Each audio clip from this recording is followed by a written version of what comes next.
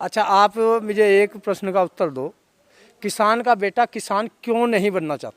क्योंकि माहौल कुछ ऐसा हो जाता है कि अच्छी नौकरी करो तो उसमें अच्छी इनकम होगी। नहीं, किसान भी तो ऐसे ही है, ये भी तो बिजनेस बनती जा रही है। सरकार रोज कह रही है कि हम बिजनेस बना रहे हैं। आप बताइए, आपको क्या लगता है? मुझे लगता है एक देहाती मिसाल थी कि जब गेहूं की फसल तैयार हुई थी तो दरोगा जी भी गेहूं काटना आ गए थे। वो आए थे नहीं था ना आए थे, वो तो उस समय का समय जाने। लेकिन दरोगा जी गेहूं काटना आए थे, ऐसा कहते हैं लोग। क्यों आए थे? एक दिन की जो मजदूरी होती थी वो एक धड़ी गेहूं होते थे। सबसे बढ़िया मजदूरी जो होती है एक धड़ी गेहूं होते थे, और उस एक धड़ी की गेहूं की कीमत उस समय पर 2 रुपये थी। और जो प्राइमरी स्कूल का टीचर था, पुलिस का सिपाही था, सेना का सिपाही था, पटवारी था, ग्राम सेवक था, इनकी सबकी तनख्वाह 40 रुपये से लेकर 42 रुपये थी। उसे 2 रुपये मिलते थे एक दिन में गेहूं काटने में। उसकी मजदूरी होगी 60 रुपये, तो इनसे अच्छा था। हाँ, जब इनसे अच्छा वो उस समय था, आज क्यों नहीं है? आज भी हमारे एक धड़ी गेहूं की कीमत वो तय कर दे सरकार, जो एक दिन की मजदूर की मजदूरी है। चाहे जो कर दे सरकार, जो भी उसके जी में आए, लेकिन हमारी एक धड़ी गेहूं की कीमत वही तय कर दे जो एक दिन की मजदूरी है। किसान का बालक जो है नौकरी करने नहीं जाएगा, खेती करेगा अपनी। बहुत ही अच्छी बात इन्होंने कही है। जो भी किसान भाई इस वीडियो को देख रहे हैं वो ज़्यादा से ज़्यादा इस वीडियो को सभी ग्रुप्स में भेजें, क्योंकि देखो इतना टाइम हो गया, किसान की इतनी ज़्यादा प्रोग्रेस नहीं हो पा रही है जितना कि देखो और सभी नौकरियां हैं, सरकारी नौकरियां हैं, सभी में देखो आप वेतन जो सैलरी होती है वो बहुत ज़्यादा बढ़ चुकी है, लेकिन किसान आज की डेट में वहीं का वहीं है। किसान भाइयों, आज हम आए एक बहुत ही शानदार डेयरी फार्म पर। तो अभी यहाँ के जो ओनर हैं हमारे साथ में हैं। सबसे पहले हम सर से परिचय ले लेते हैं उनका, कि नाम क्या है और इस जगह का एड्रेस क्या है। मेरा नाम राजेश कुमार, गांव जहानाबाद, पोस्ट बालाली, डिस्ट्रिक्ट बिजनौर में ये जगह पड़ती है।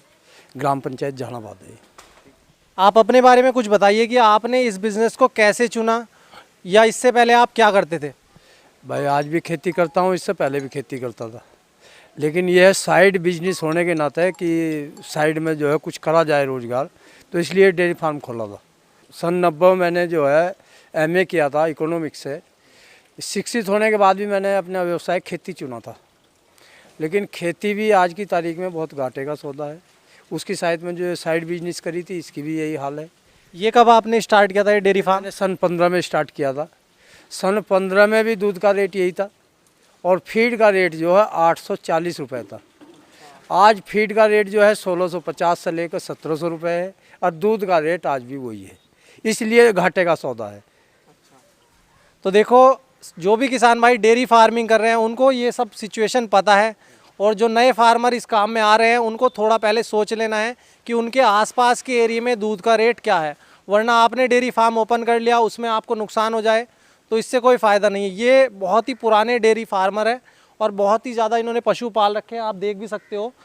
तो ये इनके द्वारा इनका एक्सपीरियंस जान लेते हैं इस पूरी वीडियो में कि क्या इसमें अभी भी कुछ बचा है, कुछ फ़ायदा बचा है। सर, अभी आपने इस फार्म में कितने पशु पाल रखे हैं? छोटे बड़े 100 के लगभग हैं, और 50 दुधारू हैं, अब बाकी जो उनके बच्चे हैं। तो गाय और भैंस दोनों पाल रखे हैं आपने, तो दोनों लगभग मैं ये मानता हूँ कि दूध का रेट कितना अंतर चलता है दोनों में? दोनों में कम से कम 20 रुपये का अंतर है। और अभी रेट क्या चल रहा है वैसे दूध का? गाय का तो है 20-22 रुपये है, भैंस का 30-35 रुपये है। देखो क्या रेट चल रहा है। और शहर में कितना होगा आपको तो पता होगा ना? 65 से 70 रुपये। देखो गांव के और शहर के रेट में कितना ज़्यादा अंतर है। और जितने भी डेयरी फार्म होते हैं ज़्यादातर गांव में ही होते हैं, तो किसान भाई को बचत ही क्या होगी उसमें, क्योंकि जो मार्केट है वो गांव की अलग है और शहर की अलग है। तो जो ट्रांसपोर्ट फैसिलिटी है सारी कमाई तो वही कर लेते हैं जो ट्रांसपोर्टिंग करते हैं, बीच में उनकी ही पूरी कमाई रहती है। आपका क्या कहना है इसके बारे में? मेरा यह कहना है कि कहीं सरकार पॉइंट बनाए डेयरी फार्मिंग के बारे में। हमारी सरकार जो है दूध का रेट निश्चित करे।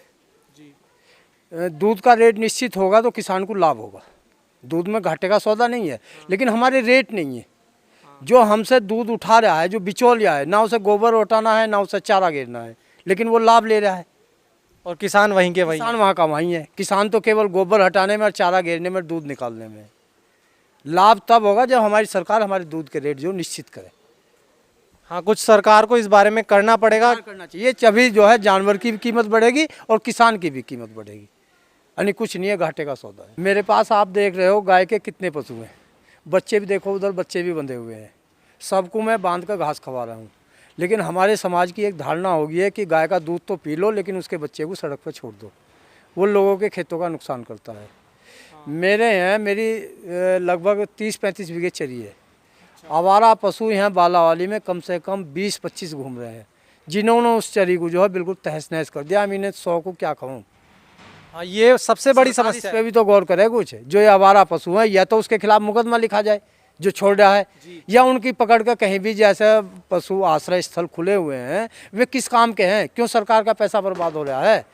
अगर सरकार को यही करना था, मान लो उस पशु आश्रय के लिए जो पैसा खर्च कर रही है सरकार, वे गौपालक को दे सीधा, उसमें से बिचौलिया निकाले। पाल रहा है उसे आप 30 नहीं, उसे 25 रुपए दो, लेकिन सीधा किसान को दो जो गाय पाल रहा है, ना के उसे बिचौलियों को जो सड़क पे छोड़ रहा है पशु को, वो लाभ तो उसे मिला, और जो मेहनत कर रहा है उसे क्या लाभ मिला गाय पालने का। किसान को कोई फायदा नहीं हुआ, कोई फायदा नहीं हुआ। जिसने दूध तो पी लिया, बच्चा उसका सड़क पे छोड़ दिया, और नुकसान ही हो रहा है, और नुकसान ही हो रहा है, फसल का नुकसान हो रहा है।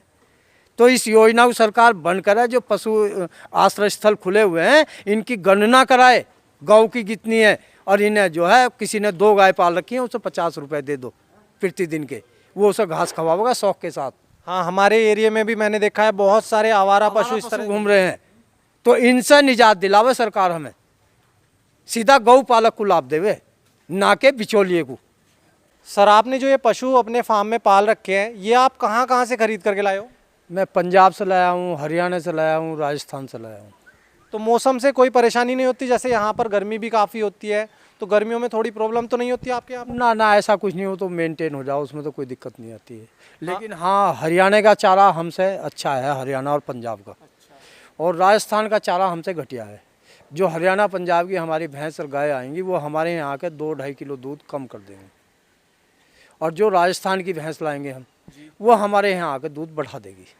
क्यों? राजस्थान से हमारे यहाँ का चारा ज़्यादा बेहतर है। अच्छा, चारे का बहुत ज़्यादा डिफरेंस? चारे का असर पड़ता है, वातावरण का कुछ नहीं, छाँव में बांध लो, धूप में बांध लो। तो दोस्तों, आने वाले टाइम में हम इस तरह के और भी फार्मर्स के पास जाएंगे और ज़्यादा से ज़्यादा उनसे जानकारी लेने की कोशिश करेंगे। आपसे मिलकर के हमें बहुत ज़्यादा खुश हुई। आपको कैसा लगा कि हम आपके पास आए आपसे कुछ जानकारी लेने? नहीं, बहुत अच्छी है कि किसान की आवाज़ कहीं आगे तक जाए, जिससे किसान को लाभ मिले। क्यों कर रहा है किसान आत्महत्या? सरकार को इस विषय पर सोचना चाहिए कि हमें बीमारी है क्या, हमें किसी का दान नहीं चाहिए। जी बिल्कुल, हमारी फसल का वाजिब दाम चाहिए हमें। हमारी भी यही कोशिश है, हम ज़्यादा से ज़्यादा फार्मर्स से मिलके उनका एक्सपीरियंस जानते हैं, क्या उनको परेशानी है, और आने वाले टाइम में हम इस तरह की और भी ज़्यादा वीडियोस आपके लिए लाएंगे। तो आज के लिए बस इतना ही, मिलते हैं अगली वीडियो में। धन्यवाद।